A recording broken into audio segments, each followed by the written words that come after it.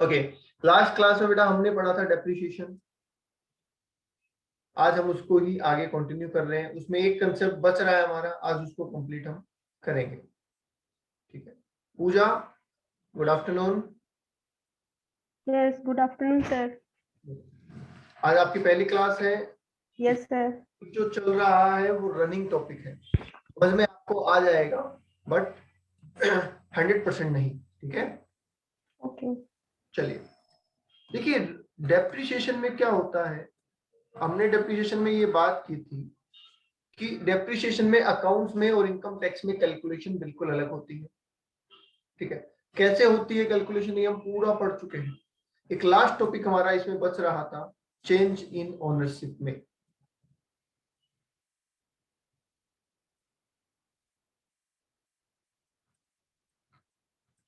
ठीक है, change in ownership due to sale. एक तो हो सकता है सेल की वजह से कि आपने एसेट बेच दी और वो एसेट अब किसी और के पास है, तो जाहिर सी बात है आप डेप्रिसिएशन नहीं लगाएंगे क्योंकि आपके पास एसेट नहीं है और सामने वाला डेप्रिसिएशन लगाएगा। तो ये तो बड़ा इजी था और मैंने आपको इसको समझा भी दिया था। आज हमारा पॉइंट है change in ownership due to amalgamation,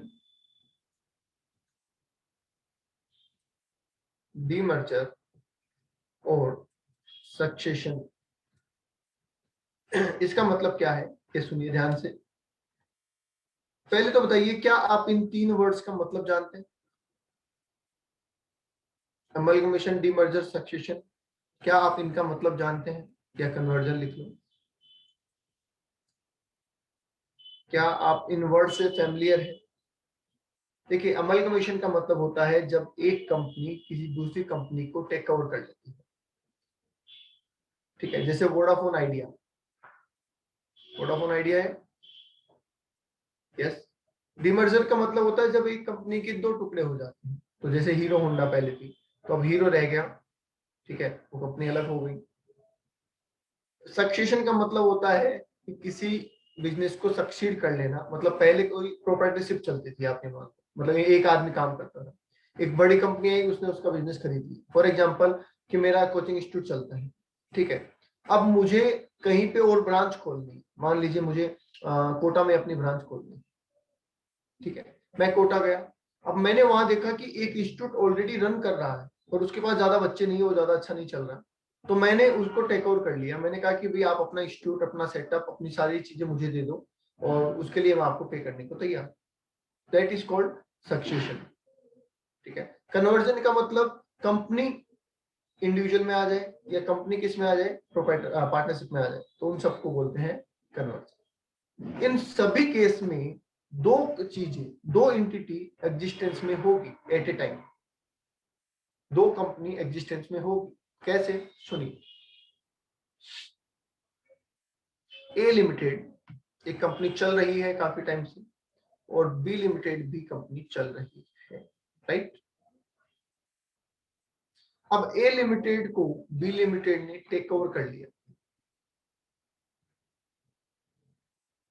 तो क्या उस डेट से जिस दिन ये टेक ओवर हुआ, क्या ए लिमिटेड खत्म हो जाएगी? बताइए, क्या ए लिमिटेड खत्म हो जाएगी, ए का नाम खत्म हो जाएगा? Yes yes yes. Puja, yes और नो? आप चैट कर सकते हैं, चैट पे आंसर कर सकते हैं। ठीक,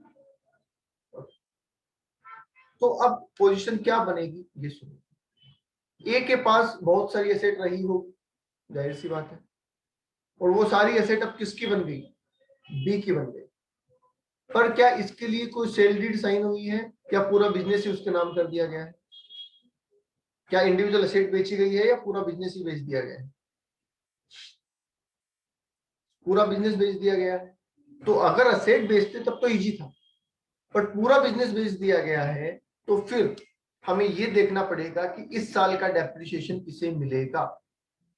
इस साल का डेप्रिसिएशन किसे मिलेगा, ए को या बी को या दोनों? बताइए।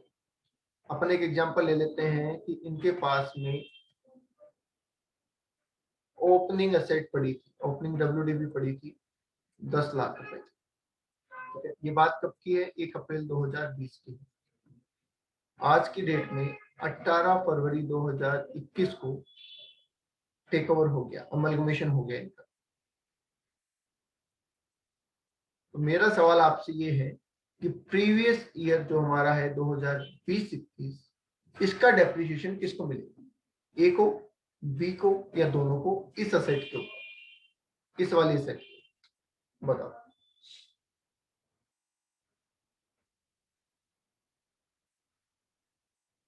राघव का जवाब आ गया है, चंचल का जवाब आ गया है, और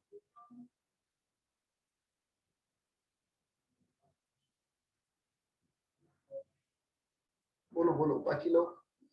ए लिमिटेड को फुल मिलेगा, ओके। ठीक है, कुछ कह रहे हैं ए, कुछ कह रहे हैं दोनों। किसी को ये नहीं लगता कि सिर्फ बी को मिलेगा? क्योंकि एक कंसेप्ट हमने ऐसा भी पढ़ा था कि जिसके पास असेट होती है उसे मिलता है एट द ईयर एंड। बोलो, और भी कोई आंसर है किसी का? जाह्नवी, प्रेरणा, प्राची, प्रियंका, प्रियंका का तो आ गया है, पूजा, राघव एंड विष्णु। इस ओपनिंग असेट पे, ओपनिंग डब्ल्यूडीवी पे डेप्रिसिएशन किसको मिलेगा? पहले ये ए के पास थी, 18 फरवरी 2021 को अमलगमेशन हुआ और ये सारी एसेट बी के पास चली गई। मेरा सवाल ये है कि डेप्रिसिएशन किसको मिलेगा इस साल के लिए?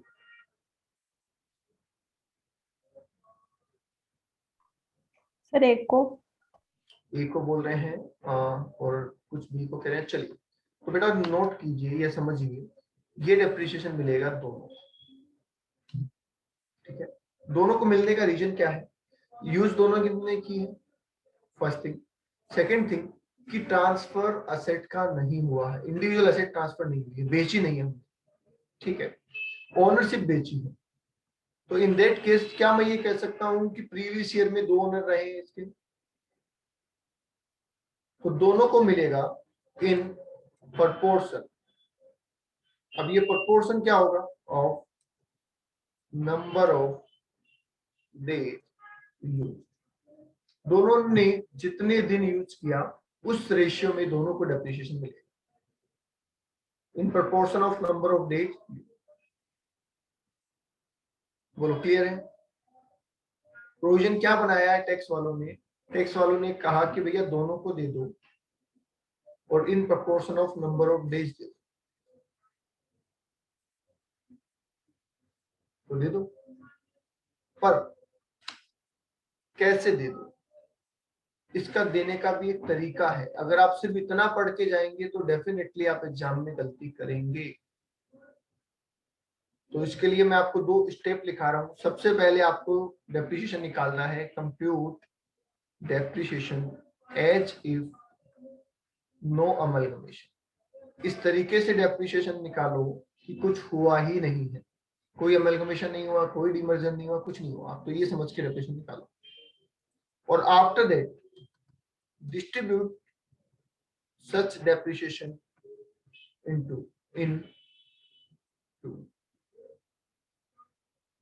proportion of number of days used, right? बोलो, कंसेप्ट समझ में आ गया आपको? प्रोविजन समझ में आ गया? अप्लाई कैसे करना है मैं अभी बताऊंगा। टैक्स में हमेशा 2 चीजें ध्यान रखनी होती है। पहले सिचुएशन क्या है, उस पे प्रोविजन क्या बना हुआ है, और दूसरा उसको अप्लाई कैसे करना है। वरना आप एग्जाम में, आपको ये तो पता होगा कि क्या होना है, पर कैसे होना है ये नहीं पता होगा। एक एग्जांपल ले लेते हैं अपन, और मैं टफ से टफ एग्जांपल बना लेता हूँ, कोई दिक्कत नहीं है। वही ए लिमिटेड। ए लिमिटेड के पास ओपनिंग डब्ल्यूडीवी पड़ी है 10 लाख। क्या ऐसा हो सकता है ए लिमिटेड ने इस साल को एसेट परचेज भी की हो? परचेज की ए मशीन 6 लाख रुपए की, 1/6/2020 को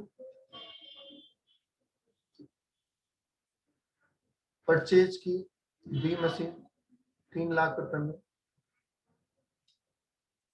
15/7/2020 को, ठीक है। और ये ब्लॉक है 15%, राइट। उसके बाद अमलगमेशन हो गया। आज क्या डेट है? 18 फरवरी 2021 को अमलगमेशन हो गया। और ये कंपनी किस में चली गई? बी लिमिटेड में चली, राइट। अब बी लिमिटेड ने 1 मार्च 2021 को एक और असेट परचेज की, सी 8 लाख रुपए।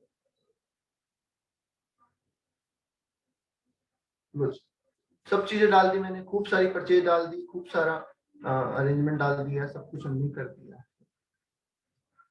अब हमें करना क्या है? हमें सिर्फ इतना सा बताना है कि इन सारी मशीन पे डेप्रिसिएशन किसको मिलेगा और कितना मिलेगा। That's it. बस इसके अलावा कुछ नहीं करना, नथिंग। बोलिए, कर सकते हैं क्या हम?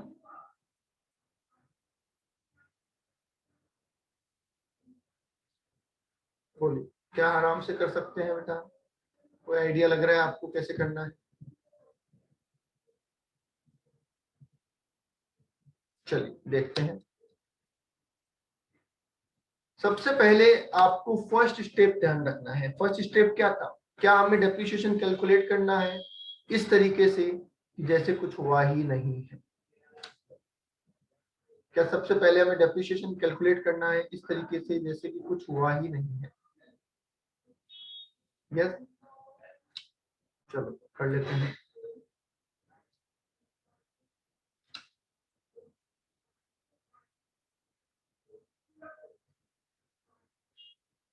ठीक है, चलो मशीन नंबर ए या फिर ओपनिंग लिख लो। सबसे पहले ओपनिंग का डेप्रिसिएशन निकालते हैं। सबसे पहले ओपनिंग का डेप्रिसिएशन निकालते हैं। बताइए कितना डेप्रिसिएशन बनेगा ओपनिंग एसेट पे? जो 10 लाख की ओपनिंग एसेट है, 15% के हिसाब से कितना डेप्रिसिएशन लगाएं? या पूरा लगाएं या हाफ लगाएं? प्रेरणा कह रहे हैं फुल। पब्लिक आंसर कर सकते हैं आप, कोई दिक्कत नहीं है। 1,50,000। क्यों? क्योंकि फुल लगेगा। फुल लगेगा, यस। ए मशीन पे कितना बनता है? बोलिए, ए मशीन पे कितना डेप्रिसिएशन बनता है? फुल और हाफ। ध्यान रहे, फुल तब लगता है जब असेट 180 डेज या उससे ज्यादा काम आई है, और हाफ तब लगता है जब मशीन 180 डेज से कम काम आई। तो यहाँ पे लगेगा फुल। ठीक है, एक बच्चे का आंसर हाफ था, मैं उसको अभी बताता हूँ कि क्यों हमने फुल लिया है बेटा। Answer is 90,000। Date of purchase और date of put to use क्या है? 1 जून 2020। तो इसका मतलब ये यूज आएगी 1 जून से लेके 31 मार्च 21। ठीक है, तो इसका मतलब 180 दिन से कम काम आई है या ज्यादा आई? बोलिए, 180 दिन से कम है या ज्यादा है? 1 जून से आप जोड़ना स्टार्ट करेंगे बेटा, और 31 मार्च 21 तक जोड़ते रहेंगे, तो ये हो गया 180 डेज और मोर। इसलिए इस पे फुल लगेगा, हाफ नहीं लगेगा, राइट।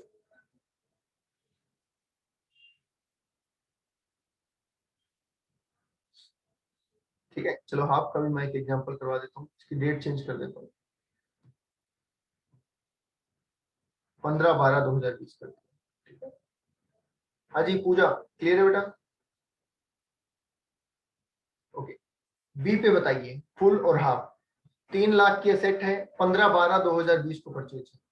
15/12/2020 को परचेज है।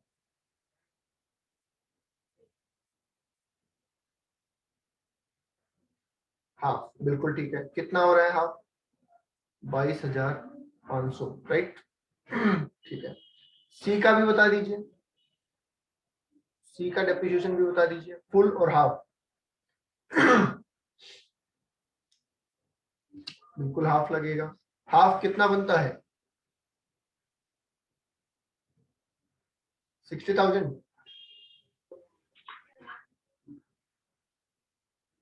ओके, तो मुझे एक बार ये बता दो, क्या हमने, ध्यान से सुन के बता दो, क्या हमने सारी एसेट का डेप्रिसिएशन कैलकुलेट कर लिया? ये मानते हुए कि कुछ भी नहीं हुआ है, कोई अमलगमेशन या कुछ नहीं हुआ, हमने पूरा डेप्रिसिएशन कैलकुलेट कर लिया, राइट। अब सुनो, हाँ, अब ये डेप्रिसिएशन हमें एलोकेट करना है दोनों ऑर्गेनाइजेशन के अंदर, ए लिमिटेड और बी के अंदर, in proportion of number of day used, right. तो चलिए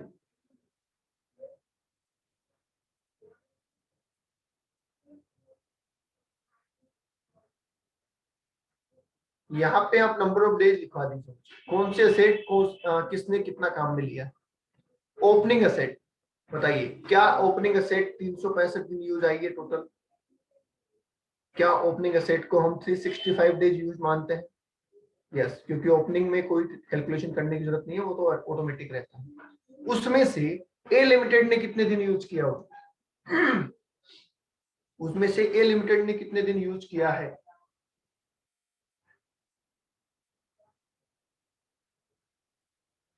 ध्यान रहे ये डेट मैटर करेगी। अब किस डेट का रोल आएगा? इस डेट का।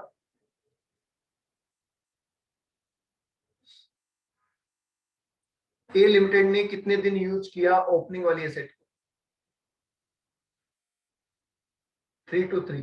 पहला आंसर आया 3 to 3। Check it out.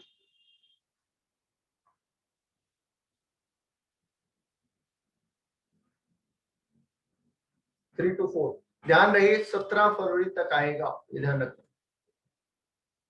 17 फरवरी तक लेके चलेंगे अपन, ठीक है। क्योंकि आज अमलगमेशन हो गया तो फिर नई कंपनी यूज कर रही है। 3 to 3 है, चलो। तो फिर बी लिमिटेड ने कितना काम में लिया? बी लिमिटेड ने कितने दिन काम में लिया?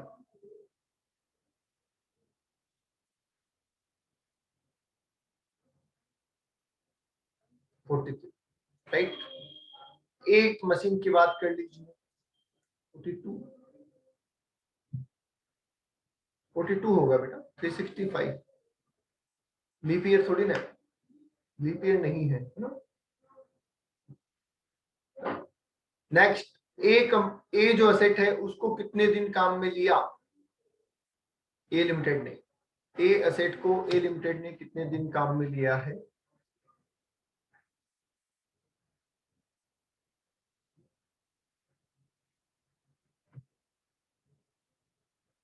बोलिए, ए लिमिटेड ने ए असेट को कितने दिन काम में लिया है?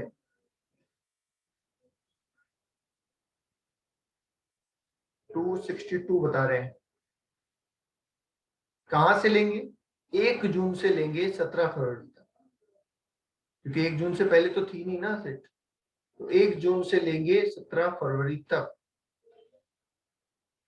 Okay, from 1 June 2020 to 17 Feb 2021 तक लेंगे। और बी लिमिटेड ने कितना यूज किया?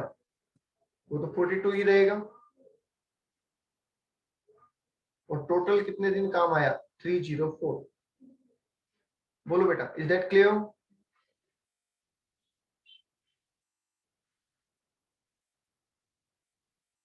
Yes, yes, okay. Next, B machine पे आ जाइए। बी मशीनरी, कितना काम में लिया ए लिमिटेड ने? ए लिमिटेड ने कितना काम में लिया? एक आंसर आया 65, एक आ रहा है 96। 15 दिसंबर से लेना है, 15 दिसंबर से। अरे 107, इतना फर्क कैसे आ रहा है? 15 दिसंबर से लेना है बेटा। तो दिसंबर, जनवरी, फरवरी, बस इतना ही तो लेना है।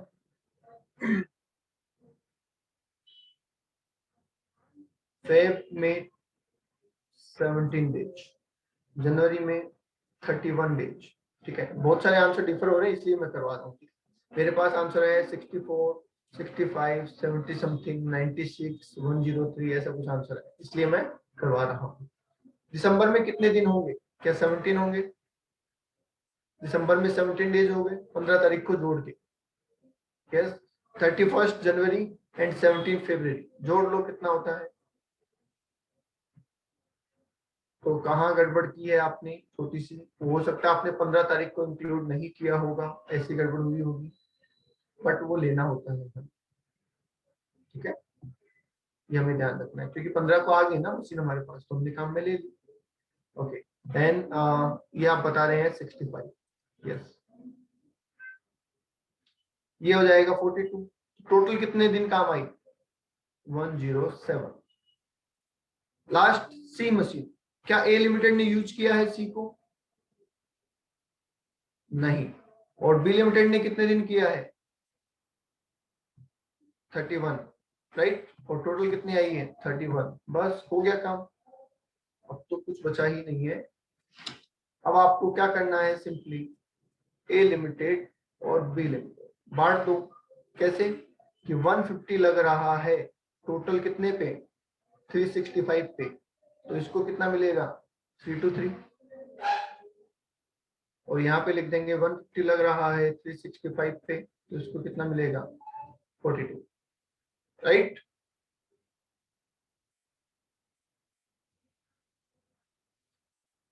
मशीन ए पे 90,000 लग रहा है कितने दिन के लिए? 304। यहाँ पे ध्यान रखना, गलती यहाँ होती है, गलती यहीं पे होती है। हमें डिवाइड उतने दिन से करना है जितने दिन यूज आया है, 365 से नहीं करना है। ठीक है, तो यहाँ ध्यान रखना वरना यहाँ गलती हो जाएगी।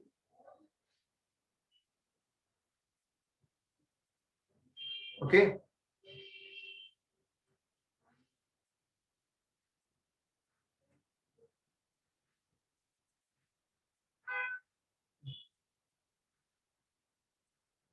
और लास्ट वाले में पूरा डेप्रिसिएशन किसको दे देना है? लास्ट वाले में पूरा डेप्रिसिएशन किसको दे देना है? बी लिमिटेड को, क्योंकि ए ने तो यूज ही नहीं किया है।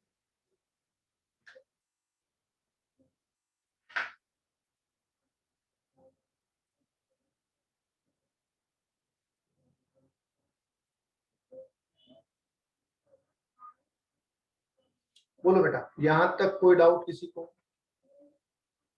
यहां तक कोई डाउट है किसी को? नहीं है? अच्छी बात है। ये आपने नोट कर लिया हो तो बढ़िया, और नहीं किया है तो आप नोट करना चाहे नोट कर ले, स्क्रीनशॉट लेना चाहे स्क्रीनशॉट ले ले। सर प्रीवियस स्लाइड शो कर दो। अच्छा,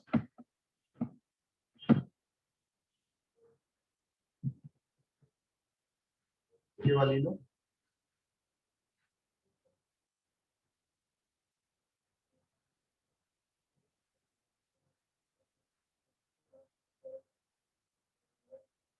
ओके,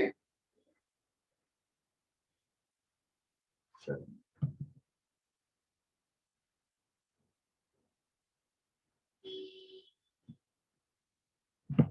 अब आ जाइए बेटा आगे। अनअब्जॉर्ब डेप्रिसिएशन पढ़ा दिया था मैंने आपको। अनअब्जॉर्ब डेप्रिसिएशन,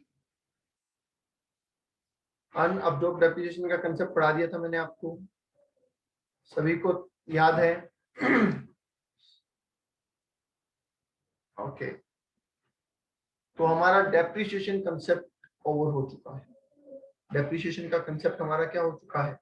ओवर हो चुका है। ओके, अब चले आगे। ओके, आगे देखिए, आगे एक नया सेक्शन पढ़ रहे हैं अब हम। और अब जो सेक्शंस हैं वो पूरे इंडिपेंडेंट है, पीछे वाले से रिलेटेड नहीं है, तो ये ध्यान रखें। ठीक है, अच्छा ये सेक्शंस क्यों बनाए गए हैं अभी जो हम पढ़ रहे हैं, और ये क्या है मैं एक बार दोबारा रिपीट कर दूं। हम ये पढ़ रहे हैं कि बिजनेस इनकम निकालने के लिए कौन से एक्सपेंसेस बिजनेस इनकम में से लेस होंगे और कौन से नहीं होंगे, मतलब कौन से अलाउड एक्सपेंसेस हैं और कौन से डिसअलाउड एक्सपेंसेस है, ये हम पढ़ रहे हैं। उसमें बहुत से तो हमने पढ़ लिए, और अब जो सेक्शंस है वो सारे क्या है? आपको इंकरेज करने के लिए, आपको मोटिवेट करने के लिए गवर्नमेंट ने दिए हैं।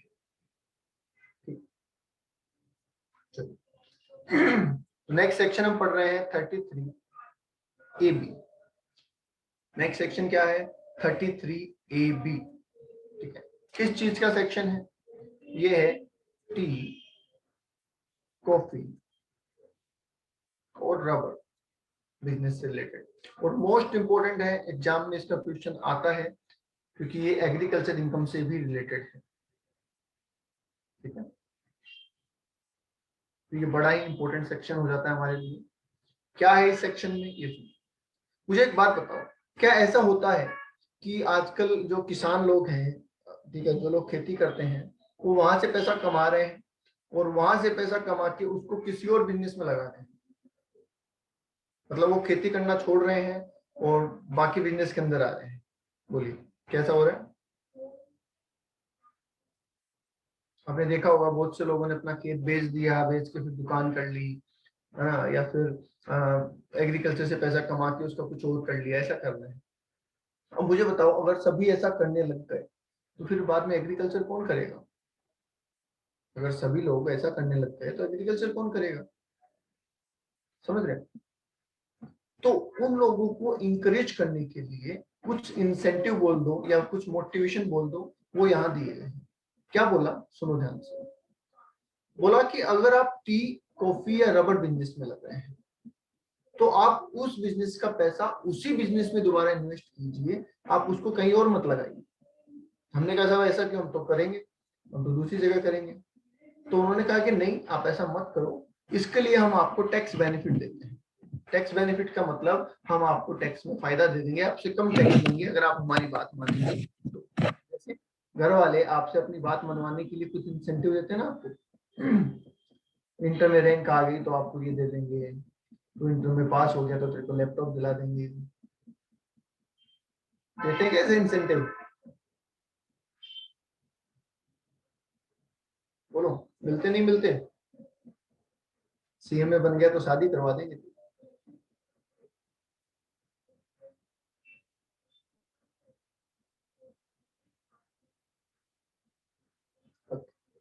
बिल्कुल। तो वैसे ही गवर्नमेंट ने इंसेंटिव दिए कि हम जो बता रहे हैं वो आप काम करिए और हम आपको टैक्स में बेनिफिट कर देंगे। हमने कहा अच्छा ऐसी बात है, फिर तो कर लेंगे हम काम, हमें क्या दिक्कत, तो बताओ क्या करना है। तो देखिए क्या काम बोला गया, ध्यान से सुनिए। आपको बोला गया कि आप इन बिजनेस से जो भी कमाएं उसका कुछ पैसा आप एक स्पेशल अकाउंट में जमा करें।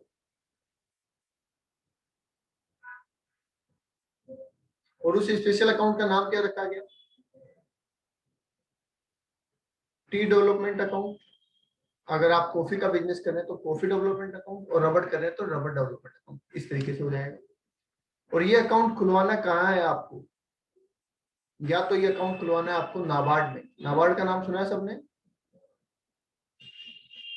डेफिनेटली सुना होगा नाबार्ड। ठीक है, national bank for agriculture and rural development. और दूसरा किसी भी नेशनलाइज बैंक।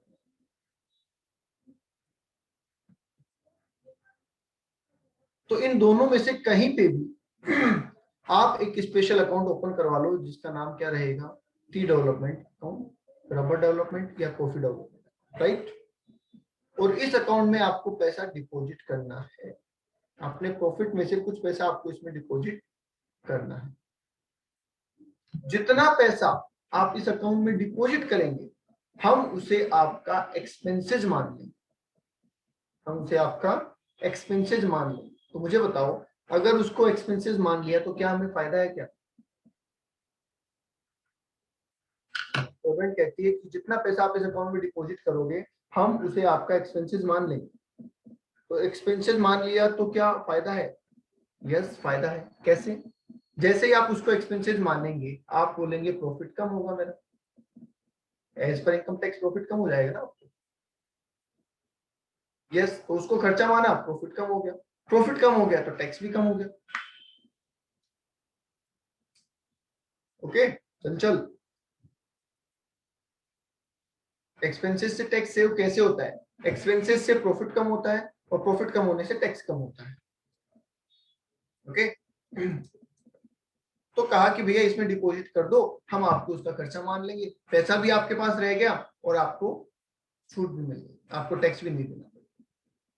हमने कहा सर ऐसी बात है तो एक काम करते हैं, हम 100% पैसा जमा करवा देते हैं, जितना कमाते हैं पूरा जमा करा देंगे, मतलब टैक्स देना ही नहीं है। बोलो सही कहा एसएससी ने? एसएससी ने कहा कि सर ऐसी ही बात है तो मैं पूरा पैसा जमा करवा देता हूँ जो भी कमाऊंगा, तो टैक्स तो देना ही नहीं पड़ेगा। गवर्नमेंट ने कहा बात तो तुम्हारी सही है, ये बात तो तुम्हारी सही है, बट अगर तुम ऐसा करने लग गए तो फिर हम क्या करेंगे, हम देश कैसे चलाएंगे?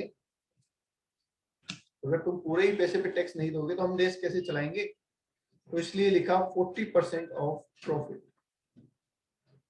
कि ज्यादा से ज्यादा हम आपको 40% ऑफ प्रॉफिट, ज्यादा से ज्यादा हम आपको 40% ऑफ प्रॉफिट की छूट दे सकते हैं, इससे ज्यादा नहीं देंगे। आप चाहे 40 जमा कराओ और चाहे 70 जमा कराओ, हम छूट आपको जो देंगे वो मैक्सिमम 40 दे सकते हैं। तो इसका मतलब क्या मैं ये लिखूं, विच एवर इज लेस, उतने की डिडक्शन मिल जाएगी। बोलो हाँ या ना।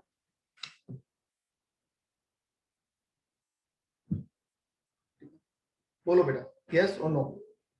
फॉर बेटर अंडरस्टैंडिंग एक एग्जांपल ले लेते हैं, प्रॉफिट ले लेते हैं, प्रॉफिट ले लेते हैं 10 लाख रुपए।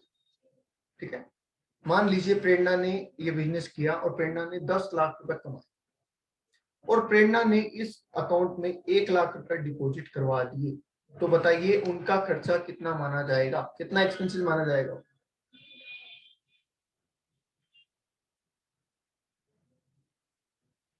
एक्सपेंसेस कितना माना जाएगा?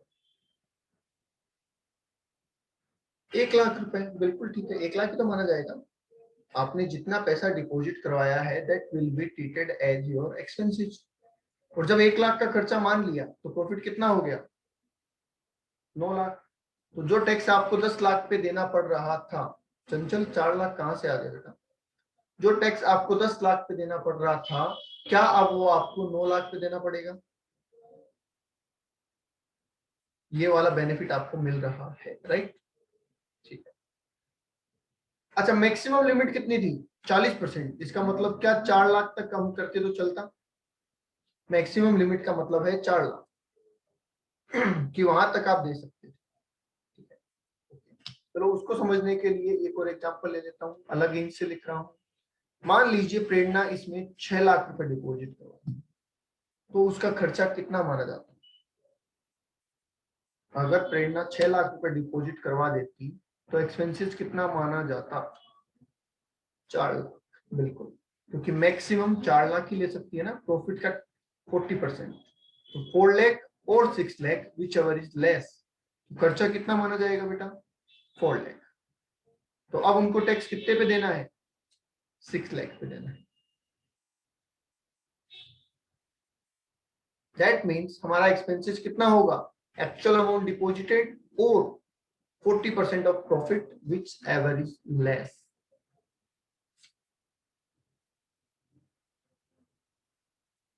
आगे बात समझ में?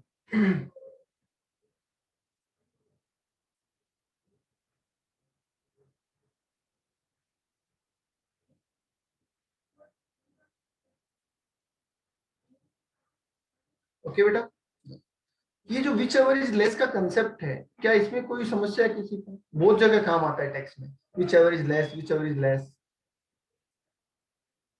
इसमें कोई प्रॉब्लम है किसी को कि सर ये क्या है, ये क्यों होता है? तो मैं इसको एक ओनली टैक्स बेनिफिट ही होता है अगर, हाँ बेटा only tax benefit, it's only for tax benefit, बाकी कोई लॉजिक नहीं है इसका। ठीक है, इसीलिए आपने इसको कहीं सुना नहीं, सिर्फ टैक्स पढ़ोगे तो ही काम आएगा, वरना ये कहीं सुनने को नहीं मिलेगा। अच्छा एक बात बताओ, आप में से ऑनलाइन शॉपिंग कौन कौन करता है? Flipkart, Amazon, Myntra etcetera, online shopping कौन कौन करता है?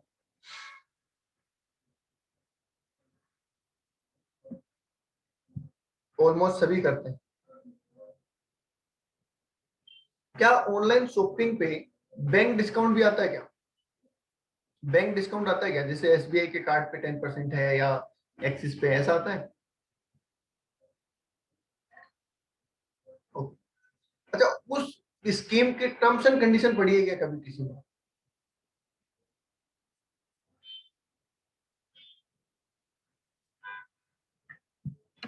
फॉर एग्जाम्पल, फॉर एग्जाम्पल ऐसा लिखा है 10% ऑफ, ठीक है, और मैंने 70,000 रुपए का लैपटॉप परचेज किया, तो क्या 7,000 रुपए ऑफ हो जाएंगे? या फिर एक मैक्सिमम लिमिट भी होती है कि इससे ज्यादा डिस्काउंट नहीं देंगे हम?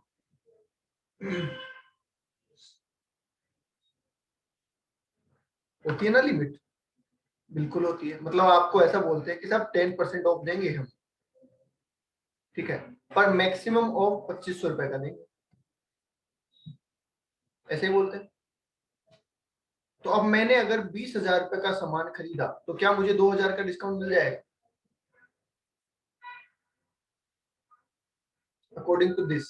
यस, मिल जाएगा। और मैंने अगर 30,000 का सामान खरीदा तो क्या मुझे 2500 का ही डिस्काउंट मिलेगा?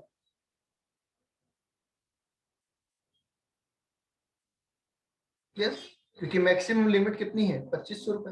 तो क्या मैं ये कह सकता हूं कि जितना मेरा बनता है वो, या 2500 विच एवर इज लेस, इन दोनों में से, ऐसा बोल सकते हैं।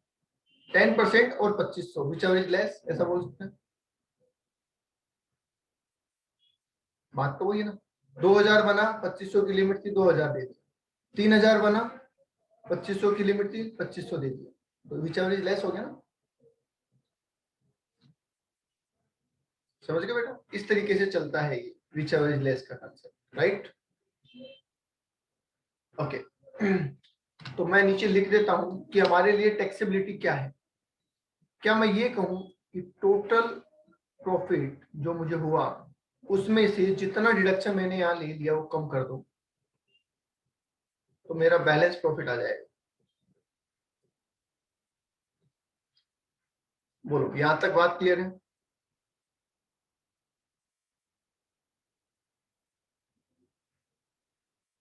इतना प्रॉफिट मैंने कमाया, यहाँ पे डिपॉजिट करने की वजह से जो मुझे लेस मिला वो मैंने लेस कर दिया, जो बचा वो मेरा ये प्रॉफिट है। क्या आपके मन में एक सवाल नहीं आ रहा यहाँ पे कि सर इस फंड में पैसा डाल तो दिया, इस पैसे का करेंगे क्या? क्या हम इसको वापस भी निकाल सकते हैं? ये क्वेश्चन आपके माइंड में आना चाहिए। It just like a bank account, जैसे बैंक अकाउंट होता है सेम वैसे ही अकाउंट है। तो आपने बैंक अकाउंट में पैसा डाल तो दिया, पर क्या आप उसको वापस निकाल सकते हैं, या फिर उसका क्या इस्तेमाल आप कर सकते हैं? क्या ये सवाल मन में नहीं आया आपको? कैसे तो सोचो, हर साल हम 2-2 लाख रुपए डाल रहे हैं, 10 साल में 20 लाख इकट्ठे हो गए, उसका करेंगे क्या?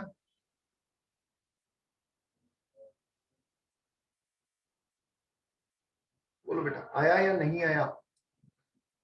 आया था सर, पूछा नहीं हमने। तो सुनो क्या बोला। बोला गया कि इस अकाउंट से आप पैसे निकाल सकते हैं ओनली फॉर स्पेसिफाइड पर्पज। इस अकाउंट से आप पैसा तो निकाल सकते हैं, पर only for specified purpose. Specified purpose मतलब जो काम हम लिस्ट बना के देंगे आपको, एक लिस्ट बनी हुई है इसकी, कि आप इसी बिजनेस में आपको सीड्स खरीदने हो, इसी बिजनेस के लिए आपको कुछ मशीनरी खरीदनी हो, तो आप ये पैसा निकाल सकते हैं। क्योंकि हम ये चाहते थे ना कि ये पैसा इसी बिजनेस में रहे। तो टी कॉफी और रबड़ का पैसा, टी कॉफी और रबड़ के किसी काम में आप लेना चाहते हैं तो ले सकते हैं, वो हम आपको लिस्ट बना के दे देंगे, उन काम में आप पैसे को ले सकते हैं। और जब पैसा वापस निकालेंगे तो कोई टैक्स आप पे नहीं लगेगा। बोलो हाँ या ना? आगे बात समझ में? सिर्फ उसी के लिए, बिल्कुल सिर्फ उसी के लिए, उसी पर्पज के लिए जो उन्होंने लिख के दिया है, उसी पर्पज के लिए जो उन्होंने लिख के दिया है। अच्छा, आप कहते हो कि साहब मैंने तो किसी और चीज के लिए निकाल लिया, मैं तो गाड़ी खरीद लाया, तो क्या ये नॉन स्पेसिफाइड पर्पज है? स्पेसिफाइड तो वो हो गया ना, जो टैक्स वाले कह रहे थे कि आप पैसा डिपॉजिट करवा दो फिर हम बताएंगे क्या करना है, तो हम उनके हिसाब से चल रहे हैं, तब तक तो सब ठीक है। पर हम अपने हिसाब से चलने लग गए, हमने वो पैसा कहीं और काम में ले लिया, तो क्या ये बेनिफिट वो हमें देंगे? जो बेनिफिट उन्होंने हमें दिया था, क्या वो देंगे या वापस ले लेंगे?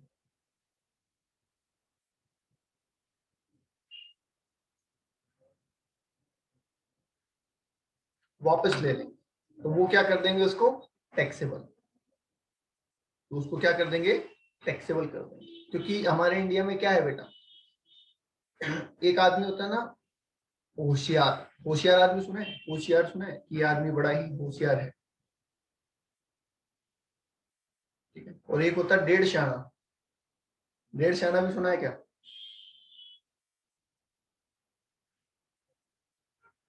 पूजा इसी बिजनेस के लिए, बिजनेस ले सकते हैं, एक्टिविटी में ले सकते हैं, वो उसी एक्टिविटी में जो इन्होंने स्पेसिफाई की है। ठीक। तो हमारे यहाँ इंडिया में क्या है, कई लोग ना एक्स्ट्रा ऑर्डिनरी स्मार्ट बनते हैं या 1.5 शाने बनते हैं। तो अगर ऐसा नहीं रूल बनाया जाता तो वो क्या करते, सोचो, 40% प्रॉफिट मार्च में जमा करवाते अकाउंट में, टैक्स बेनिफिट लेते हैं, अप्रैल में वापस निकाल लेते हैं। बताइए, कर सकते थे ऐसा? जो चाय के बिजनेस में है वो 40% प्रॉफिट मार्च में जमा करवा देते हैं, रिटर्न भरते, छूट ले लेते हैं, फिर वापस निकाल लेते हैं। तो गवर्नमेंट ने कहा नहीं भैया, ऐसा नहीं चलेगा। जो पैसा डिपॉजिट करवाया है उसकी हम आपको छूट दे रहे हैं, और उस पैसे का इस्तेमाल भी वैसे ही करना पड़ेगा जैसे हम बता रहे हैं। अगर आपने उस पैसे का इस्तेमाल किसी और काम में किया तो हम आपसे फिर टैक्स चार्ज करेंगे। नहीं सर, अगर कार तो बिजनेस के लिए हाँ चलेगा, कार बिजनेस के लिए तो चलेगा। कार वो लिस्ट है, अभी भी हम ये नहीं कह रहे कि उसमें क्या क्या लिखा हुआ है, मैं आपको वो नहीं बता रहा। देखो अब चलो एक क्वेश्चन आ रहा है, सभी का आ रहा है, पूजा का भी है, प्रियंका का भी है, कि सर स्पेसिफाइड पर्पस क्या, मोटा मोटी यही। अब अगर इसको इनडायरेक्टली बोलोगे तो मोटा मोटा मतलब यही निकल रहा है कि हमें कैसे पता चलेगा सर वो स्पेसिफाइड पर्पस है या नॉन स्पेसिफाइड, राइट? ये क्वेश्चन है। यस। तो उसका जवाब ये है बेटा कि इसके लिए एक पर्टिकुलर लिस्ट बनी हुई होती है। क्या हमें वो लिस्ट याद करनी है? नहीं, हमें वो लिस्ट याद नहीं करनी है। हमें क्वेश्चन में सिर्फ इतना बोला रहेगा, अगर क्वेश्चन आता है तो, कि इन्होंने इतने पैसे जमा करवाए और इतने पैसे स्पेसिफाइड पर्पस के लिए निकाले और इतने पैसे नॉन स्पेसिफाइड के लिए निकाले। वो हमें ये नहीं कहेंगे कि कौन से काम के लिए निकाले, क्योंकि अगर ये पूछने लग गए तो फिर हमें पूरी लिस्ट याद करनी पड़ेगी, जो कि पॉसिबल नहीं है। ओके। तो आपको वो ये नहीं बताएंगे कि उन्होंने कार खरीदी या उन्होंने बीज खरीदे या उन्होंने ट्रैक्टर खरीदा, नहीं। वो आपको सिर्फ इतना बताएंगे कि 5 लाख रुपए स्पेसिफाइड में खर्च हुए, 5 लाख रुपए नॉन स्पेसिफाइड में हुए, ट्रीटमेंट बताओ। ओके, तो that will B mentioned in question कि आपने स्पेसिफाइड में खर्च किया है या नॉन स्पेसिफाइड में खर्च किया है। अगर स्पेसिफाइड में किया है तो बात खत्म, कोई ट्रीटमेंट नहीं करना, ऑलरेडी ट्रीटमेंट हो चुका है। और अगर नॉन स्पेसिफाइड में खर्च किया है तो वो पैसा वापस टैक्सेबल हो जाएगा, इस साल की इनकम में जुड़ जाएगा।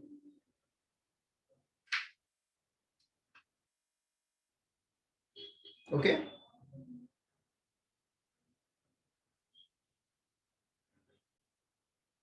अच्छा, आपने एएस पढ़े हैं, अकाउंटिंग स्टैंडर्ड पढ़े हैं आप में से किसी ने? एएस 12 पढ़ा हुआ है क्या किसी का? As 12 government grant. यस। तो उसमें भी तो यही चीज है, गवर्नमेंट आपको ग्रांट देती है, तब आप उसको ट्रीट कर लेते हैं। और अगर आपने कंडीशन वायलेट कर दी और ग्रांट वापस हो गई तो आपको उसका क्या करना पड़ेगा? रिवर्सल करना पड़ेगा। बिल्कुल बिल्कुल, राइट। चलो ओके, बोलो यहां तक कोई डाउट अब किसी को? आपने पैसा डिपॉजिट किया, आपको एक्सपेंसेस के रूप में अलाउ हो गया। आफ्टर दैट अगर आपने पैसे का सही यूज किया तो बात सही चलता रहेगा, और अगर गलत यूज किया तो वो पैसा वापस टैक्सेबल हो जाएगा।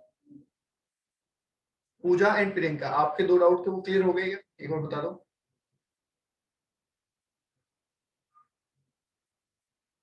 यस यस, ओके ठीक है।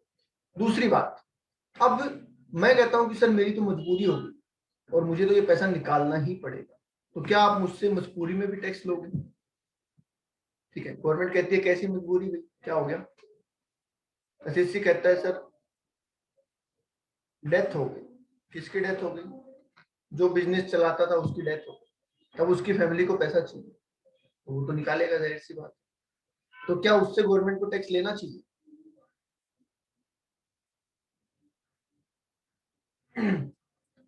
बोलिए, क्या उससे टैक्स लेना चाहिए? नहीं। तो कहा कि ठीक है, आप डेथ के केस में निकाल सकते हैं, हम आपसे टैक्स चार्ज नहीं करेंगे। दूसरा केस बोला गया, पार्टीशन ऑफ एचयूएफ, घर का बंटवारा। बिजनेस किसके नाम से था? घर के नाम से था, मतलब एचयूएफ के नाम से था, और उस एचयूएफ का बंटवारा हो गया। तो जाहिर सी बात है, बंटवारा होगा तब भी मजबूरी है, क्योंकि एचयूएफ तो खत्म हो रही है। एचयूएफ का मतलब होता है ज्वाइंट फैमिली, काम चल रहा था ज्वाइंट फैमिली के नाम से और अब उसका बंटवारा हो रहा है, तो इसका मतलब ये पैसा भी बटेगा। ओके, तो उस केस में भी इसको टैक्स फ्री किया गया कि ठीक है आप निकाल लो, कोई दिक्कत नहीं। Liquidation of company, company liquidation में चली गई, बंद हो रही है कंपनी, तो भी मजबूरी है, पैसा निकालना ही पड़ेगा। तो इन 4 केसेस के अंदर पैसे को टैक्स फ्री किया गया है। इन 4 केसेस में पैसे को टैक्स फ्री किया गया है। ओके, इन 4 केस में अगर आप पैसा विड्रॉ करते हैं तो उस पर कोई टैक्सेशन नहीं होगा। ओके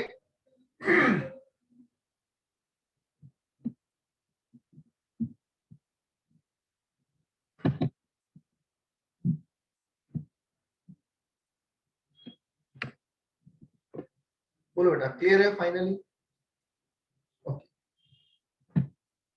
एक लास्ट पॉइंट बच रहा है, वो मैं और करवा दूं क्योंकि वो इसी से रिलेटेड है, बाद में समझ में नहीं आएगा। टी, कॉफी और बिजनेस, क्या एग्रीकल्चर इनकम है या बिजनेस इनकम है या दोनों है? बस इतना और बता दो। टी, कॉफी और रबड़ का बिजनेस जो है वो सिर्फ एग्रीकल्चर है, सिर्फ बिजनेस है या दोनों?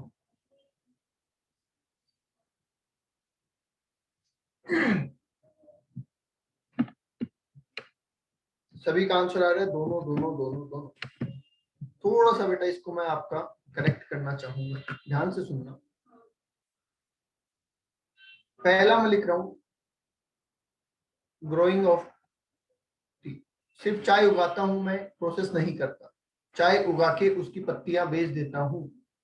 तो बताइए एग्रीकल्चर है या बिजनेस है? एग्रीकल्चर है, इसमें बिजनेस तो कुछ हुआ ही नहीं।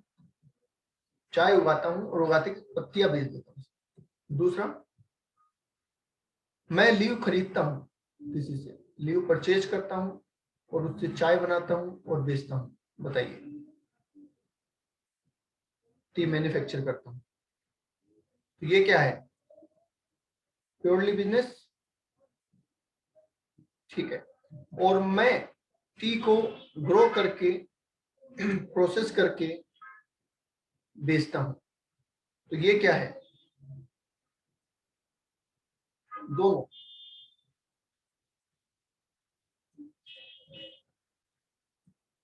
क्या ये बात सही है?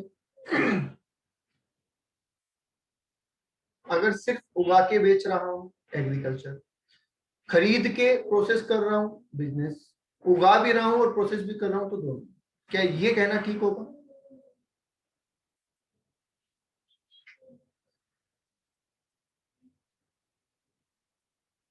यस, ये कहना बिल्कुल ठीक होगा, क्योंकि अधूरा ज्ञान खतरनाक होता है। अधूरा ज्ञान खतरनाक होता है। आपके सीएमए के अंदर एक क्वेश्चन आया हुआ है, क्या क्वेश्चन था? ध्यान से सुनना।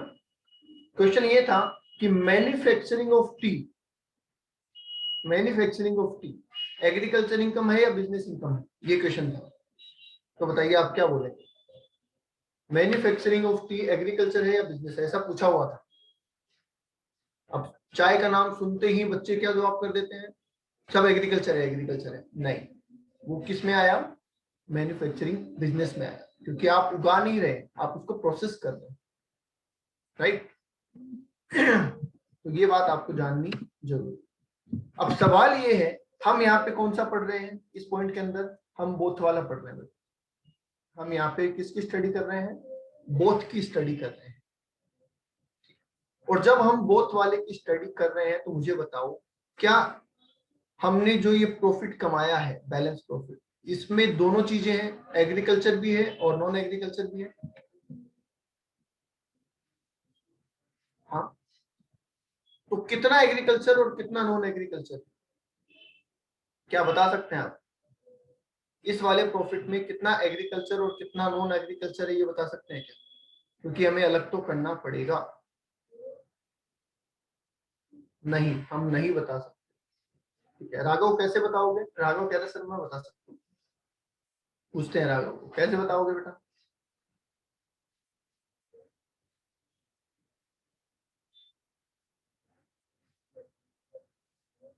नहीं, अच्छा नहीं बता सकते, चलिए ठीक है।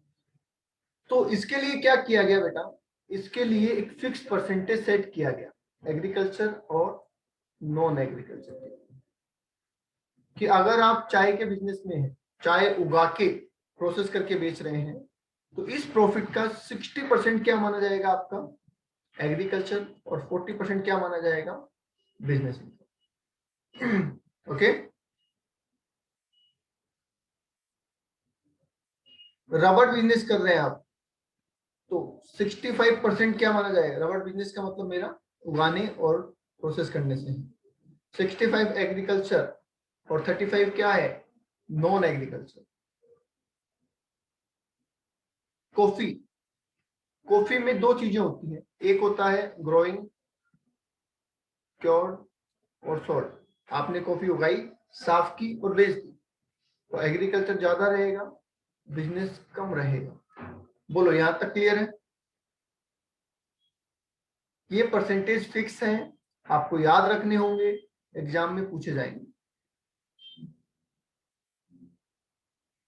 बोलो बेटा यहां तक कोई डाउट किसी के?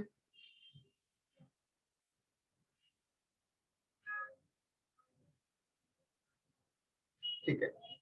अब इसमें एक पॉइंट एड ऑन कर रहा हूं कि ग्रोइंग, क्योर प्लस फ्लेवर या रोस्टेड, मतलब आपने सिर्फ कॉफी को उगाया नहीं, आपने कॉफी उगाई, उसको साफ किया, उसको फ्लेवर किया, उसको प्रोसेस किया, उसको रोस्टेड किया, जो कैफेचिनो बनाया या ऐसा कुछ भी ब्रांड बनाया, तो क्या एग्रीकल्चर पार्ट कम होगा और बिजनेस पार्ट बढ़ेगा इसमें? यस। तो इन दैट केस रेशियो हो जाएगा 60-40। इन दैट केस रेशियो क्या हो जाएगा 60-40। तो चाय में बेटा फिक्स है 60-40, रबर 65-35, कॉफी अगर सिंपली ग्रोन और क्योर्ड है तो 75-25, और प्रोसेस की हुई है तो 60-40। ये परसेंटेज फिक्स है। ये लो जी, आज के लिए इतना ही। एक बार बता दो यहां तक किसी के कोई भी डाउट है तो। 5 मिनट ऊपर जरूर हो गया है, पर कंसेप्ट क्लियर करना जरूरी है। यहां तक किसी के कोई भी डाउट हो तो बता दो। नहीं है? सेपरेट करने का क्या रीजन है? सेपरेट करने का रीजन, वेरी गुड, प्रियंका ने बहुत अच्छी बात पूछी है, सर सेपरेट क्यों कर रहे हैं? तो सेपरेट करने का रीजन ये है बेटा, इंडिया में एग्रीकल्चर इनकम टैक्स फ्री है, जबकि नॉन एग्रीकल्चर टैक्सेबल है। तो जाहिर सी बात है, हमें टैक्स किस पे लगाना है, इस पे तो अलग करना पड़ेगा कि कितने पे टैक्स लगेगा और कितने पे टैक्स नहीं लगेगा।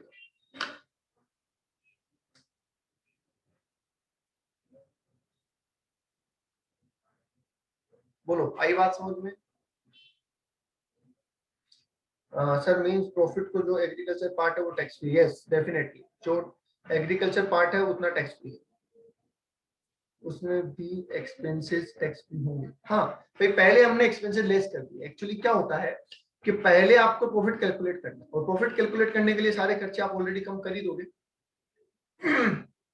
ठीक है, क्योंकि खर्चा तो दोनों को कमाने के लिए किया गया है, एग्रीकल्चर के लिए भी और नॉन एग्रीकल्चर के लिए भी। तो पहले आप सारे खर्चे कम करेंगे, लास्ट में प्रॉफिट पे पहुंचेंगे और प्रॉफिट को बांटेंगे।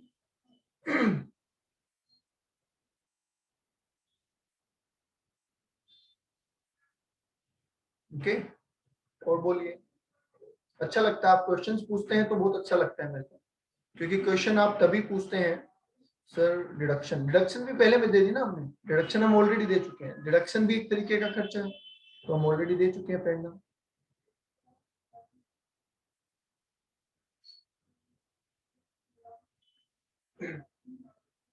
सवाल आप पूछते हैं तो बहुत अच्छा लगता है, क्योंकि उससे क्या होता है बेनिफिट, ये समझ में आता है कि आप कंसंट्रेट करके पढ़ रहे हैं। लास्ट स्टेप है ये, तो हाँ ये लास्ट स्टेप है बिल्कुल। आप पहले जो पैसा आया वो लेंगे, उसके बाद में आप क्या करेंगे, जो खर्चा लगा वो कम करेंगे, जो बैलेंस बचेगा, बैलेंस को फिर आप लास्ट में एग्रीकल्चर और नॉन एग्रीकल्चर में क्लासिफाई करेंगे। बिल्कुल, ये सेग्रीगेशन जो है ये लास्ट स्टेप है। कॉफी में ज्यादा एग्रीकल्चर क्यों? कॉफी में ज्यादा एक्टिविटी एग्रीकल्चर होती है,